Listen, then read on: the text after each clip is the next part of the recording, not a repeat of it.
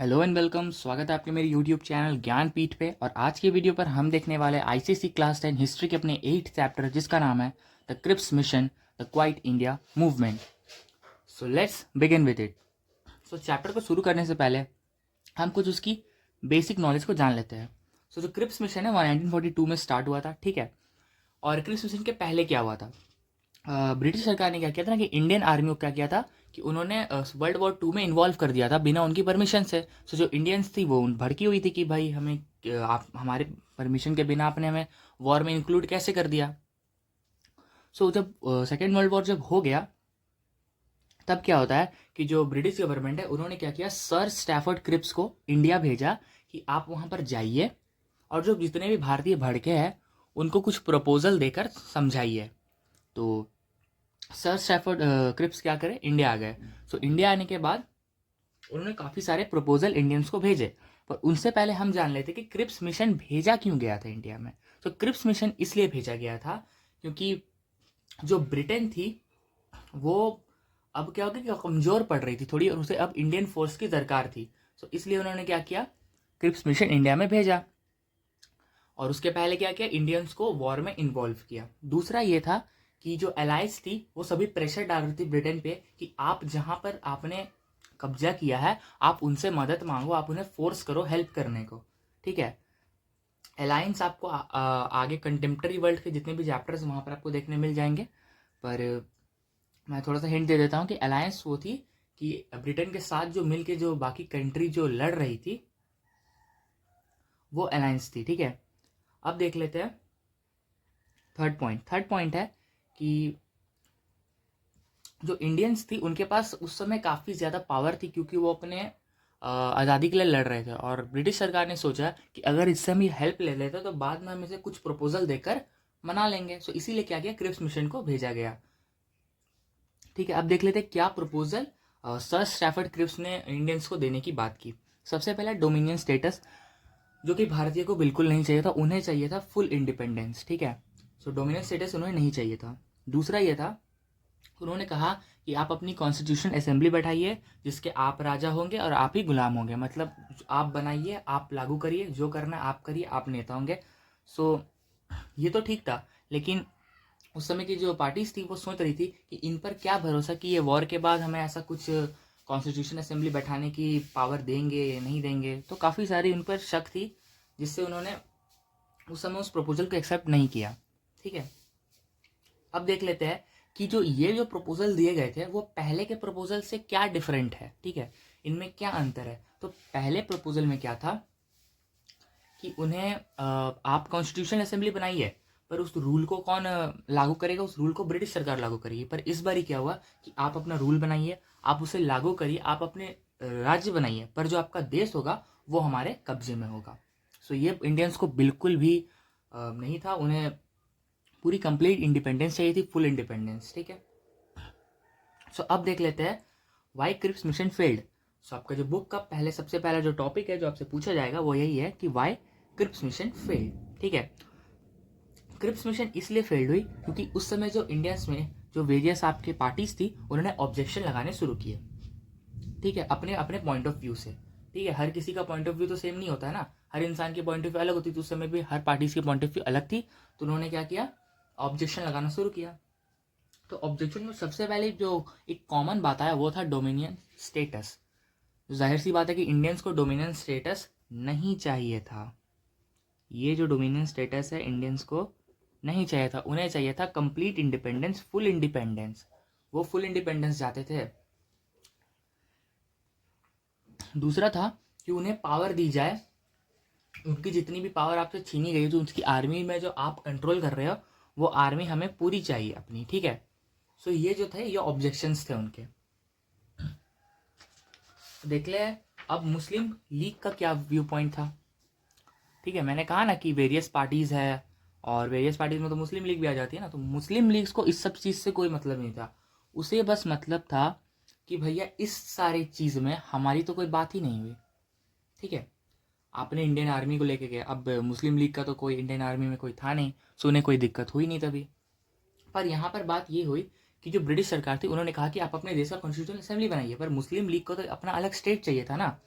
तो उन्होंने इस बात पर आवाज़ उठाई कि हमें पूरा कंप्लीट इंडिया नहीं चाहिए, हमें उसमें से एक छोटा सा क्या, मतलब एक हमें भारत के दो टुकड़े होने चाहिए, जिसमें एक मुस्लिम स्टेट होगा और दूसरा जो होगा वो आपका हिंदू स्टेट होगा। सो मुस्लिम लीग की यही बात थी कि हमें बस अपना एक अलग स्टेट दे दो, हम चले जाएंगे, वहाँ रहेंगे। अब देख लेते हैं जापानीज थ्रेट। चलिए, ये काफ़ी इंपॉर्टेंट टॉपिक है। आप सोच रहे हो कि काफ़ी छोटा सा नोट है, तो यही छोटे से नोट से आप सब समझ जाइएगा। चलिए देखते हैं जापानीज थ्रेट क्या है। सबसे पहले जानते हैं उस समय क्या था कि जापान और इंग्लैंड के बीच में, ब्रिटेन के बीच में काफ़ी बड़ा वॉर चल रहा था। सिचुएशन काफ़ी ख़राब थी और एक तरीके से कहा जा सकता था कि जो जापान है वो इंग्लैंड पर भारी पड़ रही थी। ठीक है, आपने देखा है कि ब्रिटेन की काफ़ी सारी कंट्रीज में ब्रिटेन ने कब्जा किया हुआ था और वहीं से एक कंट्री का नाम था बर्मा। ठीक है, जिसे आप आज के टाइम पे म्यांमार के नाम से जानते हो। तो तभी क्या हुआ कि जापानीज आर्मी ने क्या किया, डायरेक्ट अटैक कर दिया बर्मा पे। और बर्मा पे अटैक करने के बाद वो असम की तरफ बढ़ने लगे। तो अब यहाँ पर गांधी जी ने सोचा कि अगर ये ब्रिटिश इंडिया से नहीं हटे तो हमने डायरेक्टली क्या कर रहे हैं, हम इनविटेशन दे रहे जापान को कि आए हैं हमें और मारिए। तो उन्होंने क्या किया कि अब ब्रिटिश सरकार से बात करनी शुरू की कि आपको यहाँ से जाना होगा। अब पूरी जोरों शोरों से इंडिपेंडेंस के लिए लड़ाई शुरू होने लग गई। ठीक है, लेकिन बात बन नहीं रही थी। तब उस बात को बनाने के लिए इंडियंस ने क्या किया, महात्मा गांधी ने क्या किया, क्विट इंडिया रिसोल्यूशन चालू किया। सो क्विट इंडिया रिसोल्यूशन। तो चलिए देखते हैं हमारा next topic, quit India resolution.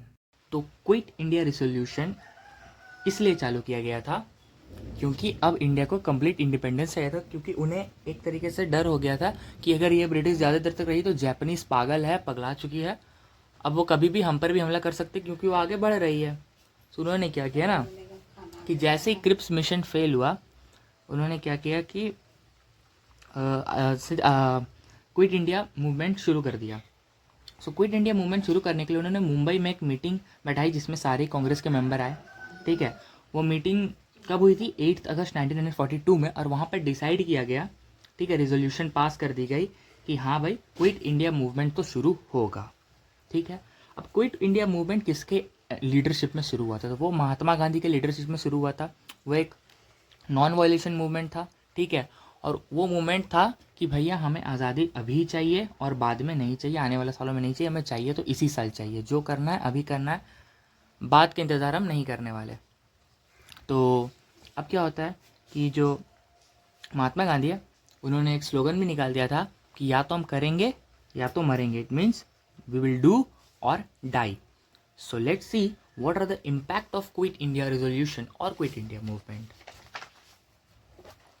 सो चलिए आ जाते हैं नेक्स्ट पेज पे। तो हमारा पहला इम्पैक्ट क्या था। सो पहला इम्पैक्ट ये था कि ये जो थी ये थर्ड मास मूवमेंट थी और इसके बाद कोई भी मास मूवमेंट नहीं आने वाला था और वो बनाने भी नहीं वाले थे, क्योंकि उन्हें खुद पर यकीन था कि अब हमें फ्रीडम चाहिए और हम लेकर ही रहेंगे, या तो हम फ्रीडम लेंगे या फिर हम मर जाएंगे। ठीक है, ब्रिटिश सरकार भी क्या थी कि काफ़ी डर चुकी थी और उन्हें अब इसके बारे में सोचना पड़ रहा था, काफ़ी ज़्यादा फोर्स करना पड़ रहा था। साथ ही साथ उन्होंने काफ़ी सारे फ्रीडम फाइटर्स को क्या कर दिया, मतलब क्या फांसी दे दी थी, अरेस्ट कर लिया था, शॉर्ट डेड कर दिया था। पर फिर भी जो जुनून था वो पूरे देश भर में कम नहीं हुआ।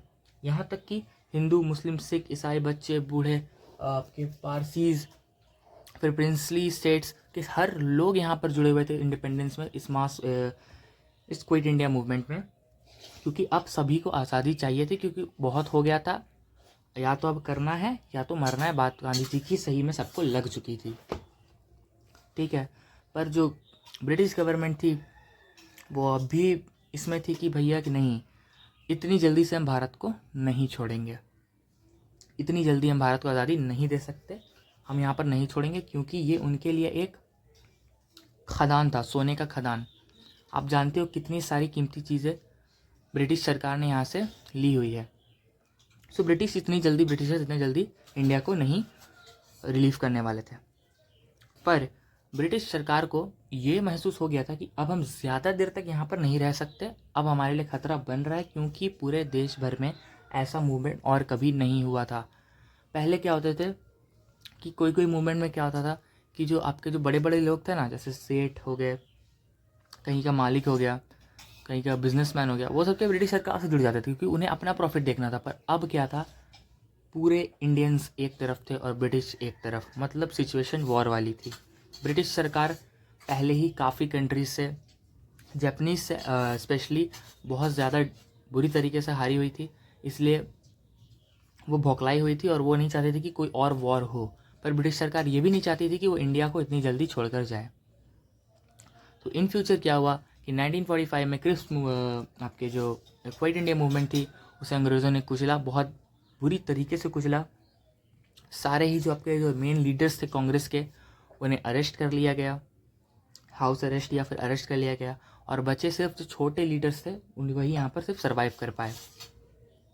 सो यही थे इसके इम्पैक्ट।